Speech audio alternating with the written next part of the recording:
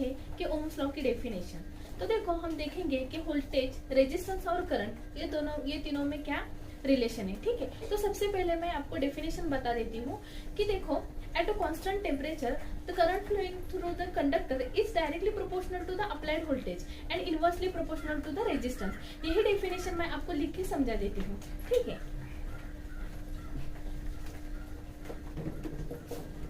तो देखो इस तरह हमने क्या लिखा है, यहाँ पे ओम्स लॉ की डेफिनेशन लिखी है। तो पहले मैं आपको क्या करती हूँ, one by one step by समझा देती हूँ। तो देखो यहाँ पे पहला स्टेटमेंट है current flowing through the conductor is directly proportional to the applied voltage. मतलब हमारे कंडक्टर में से जो करंट फ्लो होता है वो क्या होता है, अप्लाइड वोल्टेज के बराबर होता है। मतलब यहाँ पे मैं लिख देती हूँ V is directly proportional to the क्या है, करंट है। Current flowing through the conductor is directly proportional to the क्या है, वोल्टेज। इसे कोई यहाँ पे क्या है, voltage is directly proportional to the current. इसका मतलब क्या होता है, वोल्टेज है और करंट है क्या है, इक्वल है। मतलब वोल्टेज ज्यादा होगा तो करंट भी तुम्हारा ज्यादा मिलेगा। ठीक है, वोल्टेज कम होगा तो करंट भी कम होगा। इसी तरह क्या है, voltage is directly proportional to the current है। और सेकंड स्टेटमेंट क्या है कि देखो current flowing through the conductor is inversely proportional to the resistance. क्या है, inversely proportional to the resistance. मतलब क्या है, current flowing through the conductor is inversely proportional to the resistance. ये क्या है, हमारा दूसरा स्टेटमेंट है। तो अभी ये स्टेटमेंट क्या करती हूँ, मैं एक कंडक्टर के थ्रू आपको समझा देती हूँ। ठीक है, यहाँ पे मैं एक कंडक्टर निकाल देती हूँ। ठीक है, ये क्या है, हमारा कंडक्टर है। ठीक है, यहाँ पे लिख देती हूँ कंडक्टर। अभी देखो ये जो कंडक्टर है, यहाँ पे हमने वोल्टेज अप्लाई किया, यहाँ पे हमने वोल्टेज अप्लाई किया। तो वोल्टेज अप्लाई करने के बाद क्या होगा, ये कंडक्टर में से करंट फ्लो होगा। इस तरह क्या होगा, ये कंडक्टर में से करंट फ्लो होगा। अभी देखो नॉर्मली हम यहाँ पे ये पहला स्टेटमेंट है voltage is directly proportional to the current. हम वोल्टेज अप्लाई करेंगे तो यहाँ से करंट फ्लो होगा। ठीक है, हमने यहाँ पे हाई वोल्टेज अप्लाई किया तो यहाँ से करंट भी क्या होगा, हाई करंट फ्लो होगा। ठीक है, ज्यादा करंट इसमें से फ्लो होगा।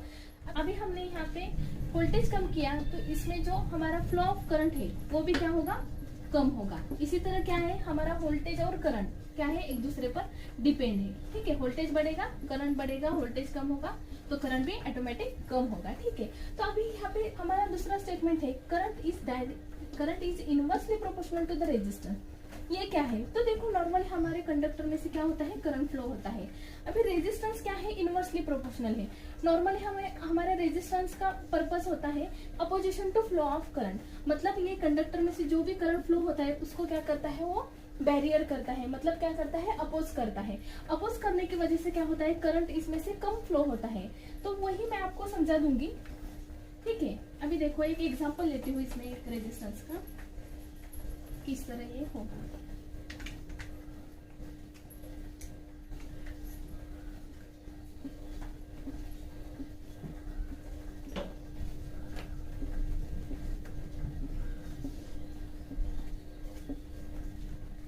तो देखो ये जो रेड कलर में आपको दिख रहा है ये क्या है, तुम्हारा रेजिस्टेंस है।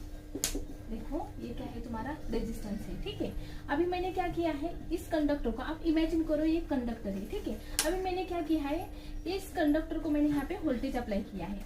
वोल्टेज अप्लाई करने के बाद यहाँ पे जितना वोल्टेज मैं अप्लाई करूंगी उस हिसाब से क्या होगा, इस कंडक्टर में से करंट फ्लो होगा। अभी करंट फ्लो होते समय क्या होगा, इसमें अभी क्या है, रेजिस्टेंस है। रेजिस्टेंस का काम है अपोज करना। वो क्या करता है, ये जो फ्लो ऑफ करंट है उसको अपोज करता है। अभी यहाँ पे रेजिस्टेंस ज्यादा होगा, इस कंडक्टर में रेजिस्टेंस ज्यादा होगा तो करंट क्या होगा, कम फ्लो होगा। लेकिन अभी देखो यही एग्जांपल में देखती हूँ कि अभी मैंने क्या किया है, रेजिस्टेंस कम किया है। रेजिस्टेंस कम किया, देखो इस तरह आपका रेजिस्टेंस है, रेजिस्टेंस कम किया तो इसमें का जो फ्लो ऑफ करंट है वो क्या होगा, ज्यादा होगा। इस तरह क्या है, जो रेजिस्टेंस है वो क्या है, inversely proportional to the current है। इसका मतलब क्या है, रेजिस्टेंस और करंट कैसा है, इनवर्सली प्रोपोर्शनल है। रेजिस्टेंस बढ़ेगा, जैसा मैंने आपको पहली बार दिखाया था, रेजिस्टेंस बढ़ेगा तो करंट क्या होगा, तुम्हारा कम होगा। रेजिस्टेंस बढ़ेगा करंट कम होगा, और रेजिस्टेंस कम होगा, रेजिस्टेंस कम होगा तो क्या होगा, करंट तुम्हारा ऑटोमेटिक बढ़ेगा। ठीक है, इस तरह क्या है, यही स्टेटमेंट है। At a constant temperature, current flowing through the conductor is directly proportional to the applied voltage. Current flowing through the conductor is directly proportional to the क्या है, वोल्टेज है और इनवर्सली प्रोपोर्शनल टू तो क्या है हमारा resistance है। ठीक है, तो इस तरह हमने क्या किया है, ओम्स लॉ की डेफिनेशन यहाँ पे डिफाइन की है। ठीक है, तो यही स्टेटमेंट क्या करती हूँ, यहाँ पे मैं ठीक से लिख देती हूँ, current is directly proportional to the voltage and inversely proportional to the क्या है रेजिस्टेंस है। ये हमारा क्या है मेन स्टेटमेंट है। ठीक है, तो अभी जैसे हमने देखा है कि करंट और वोल्टेज क्या होता है, डायरेक्टली प्रोपोर्शनल होता है।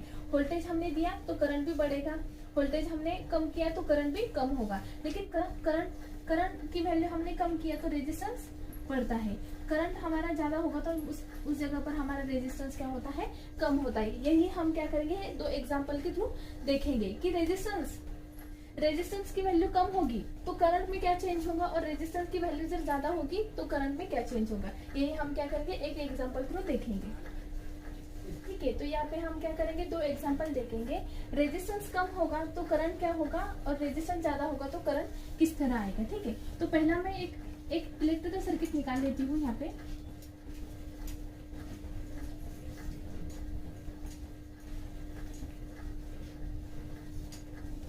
ये हमारा क्या है, इलेक्ट्रिकल सर्किट है। ठीक है, यहाँ पे हम क्या करते हैं, 230 वोल्टेज अप्लाई कर देते हैं और ये हमारा लोड रेजिस्टर है। अभी ये जो लोड रेजिस्टर हमने कनेक्ट किया है, या तो फिर इसका जो रेजिस्टेंस है वो कितना है, 1.4 ओहम, इतना क्या है इसका रेजिस्टेंस है। अभी रेजिस्टेंस क्या है, 1.4, मतलब क्या है, कम है।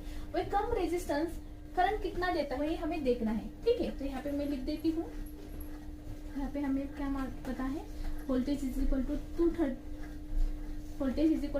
230 वोल्टेज है और हमारा लोड रेजिस्टेंस मतलब यहाँ पे रेजिस्टेंस हमारा कितना है, 1.4 है। हमारा ओम्स लॉ क्या कहता है, I is equal to V divided by R। ठीक है, अभी हमारे पास फॉर्मूला है ओम्स लॉ का, I is equal to V divided by R। तो मैं यहाँ पे लिख देती हूँ I is equal to V divided by R। तो हमारा हम वैल्यू पुटअप करेंगे, यहाँ पे V हमारा है 230 वोल्ट, रेजिस्टेंस है हमारा 1.4, उस तरह हमारे करंट की वैल्यू आएंगी 164.38 एम्पियर। ठीक है, उस हिसाब से क्या आया हमारा 1.4 रेजिस्टेंस होगा हमारे इलेक्ट्रिकल सर्किट में। लोड रेजिस्टर की वैल्यू 1.4 ओहम रहेगी तो उतना करंट क्या मिलेगा हमारा 164.38। ये हो गया कम रेजिस्टेंस के लिए। ठीक है, अब हम देखेंगे ज्यादा रेजिस्टेंस के लिए करंट कितना आता है। ठीक है, तो देखो अभी हम रेजिस्टेंस लेते हैं, यहाँ पे वोल्टेज तो है हमारा 230 वोल्ट और हम रेजिस्टेंस ले रहे हैं अभी यहाँ पे 6.2 ओहम। ठीक है, तो हमारे पास ओम्स लॉ का रूल है यहाँ पे I is equal to V divided by R। ठीक है, वोल्टेज है हमारा 230 वोल्टेज।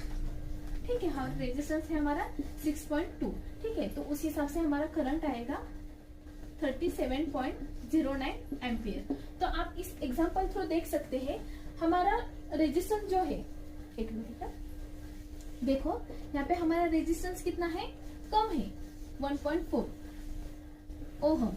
1.4 ओहम क्या है हमारा रेजिस्टेंस है, तो हमारा करंट कितना आ रहा है 164.38 एम्पियर, इतना करंट आ रहा है। मतलब क्या है, रेजिस्टेंस कम होगा तो हमारा करंट ज्यादा है। ठीक है, और इस एग्जांपल में क्या है, हमारा जो रेजिस्टेंस है वो इसके कंपैरेटिवली क्या है, इसका रेजिस्टेंस क्या है, ज्यादा है। ठीक है, तो रेजिस्टेंस ज्यादा होगा, रेजिस्टेंस हाई होगा तो हमारा करंट कितना आता है, कम आता है। आप यहाँ पे देख सकते हो as compare to this example.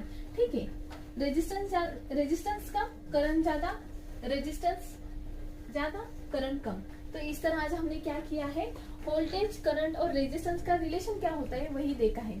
ठीक है, आपको मेरा वीडियो पसंद आया होगा तो लाइक करें, शेयर करें और सब्सक्राइब करें।